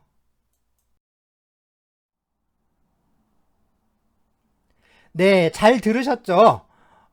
이제 판례와 재판에 대해서 어느 정도 이해가 되시죠? 이제 다음 주부터는 강의실에서 수업을 하게 되는데요. 수업 내용은 이 노동계약, 그러니까 계약에서부터 시작하기로 할 건데요. 뭐 특별한 교재는 없고요. 필요한 자료가 있으면 그때그때 정리를 해서 제가 채팅방에 올려놓도록 하겠습니다. 자, 마지막으로 이제 그 출석 체크, 이번 주 출석 체크를 해야겠죠. 다음 주에 계약에 대한 수업이니까 미리 예습을 해본다는 측면에서 뭐 이런 문제를 좀 생각해 보면 어떨까 하는데요. 네, 이제 주인공이 아파트에 살고 있는데 그 아파트를 팔고 이사를 가게 됐습니다. 아파트 거래 가격이 5억이라고 하겠습니다. 5억 원인데 그래서 바로 또 구매자가 나타나서 계약을 하고 계약금으로 5천만 원을 받은 거죠. 자, 이 5억이라는 돈이 또 뭐 이제 밑진다거나 그런 것도 아니고요. 어느 정도 그냥 제값에, 그러니까 잘 받은 거라고 합시다. 자, 그런데 아파트에 있는 무슨 단체들 있잖아요. 이 사람들이 와서 막 뭐라고 하는 거예요. 지금 아파트 값이 막 오를 것 같은데 그렇게 팔면 안 된다. 아파트 값을 올려받아야지. 이게 너무 헐값으로 처분하면 다른 사람들이 곤란해진다 라고 하면서 이게 5억이 아니라 6억을 받으라고 막 강요를 하는 겁니다. 그리고 5억에 이미 계약을 했는데 거기다 1억을 더 얹어서 6억에 사겠다는 사람도 나타나는 거예요. 네. 자, 아파트 값은 아파트 값이 이제 지금 오름세를 보이고 있고, 또 좀 있으면, 그러니까 6억 아니면 또 그 이상 오를 것도 같아요. 그 아파트가 지금 그렇다고 합시다. 그렇다면 이 아파트 주인은 5억에 계약한 사람에게 아파트를 넘겨줘야 할까요? 아니면 계약을 파기하고 6억에 사겠다는 사람에게 파는 게 나을까요? 예, 계약을 파기를 하더라도 계약금의 2배를 반환하는 거니까, 그죠? 5억에 파는 것보다는 5천만 원이 남습니다. 자, 5천만 원이 남는 상태예요.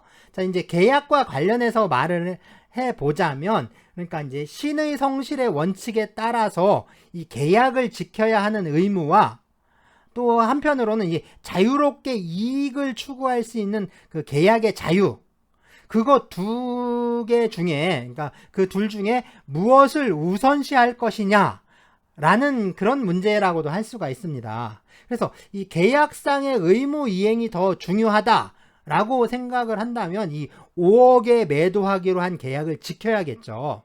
하지만 계약의 자유가 더 중요하다라고 한다면 계약을 파기한 후에 그 위약금을 물고 6억에 사기로 한 사람과 또 계약을 체결할 수가 있을 겁니다. 자, 여러분들이 이 주인공이라면 어떻게 행동하고 또 그러한 행동에 대해서 어떻게 설명할 것인지, 네, 너무 이제 길지는 않게 적어주시기 바랍니다. 자, 5억에 계약한 아파트를 6억에 사겠다는 사람이 나타나서 어요. 그러면 이때 5억에 그냥 팔아야 되는지 아니면 5억에 계약한 사람과 계약을 파기하고 6억에 사기로 한 사람한테 팔아야 하는지, 네, 당연히 그 근거도 왜 이렇게 생각한다라는 그런 근거도 같이 적어주시면 좋을 것 같죠. 5줄 이내로 좀 적어주시기 바랍니다.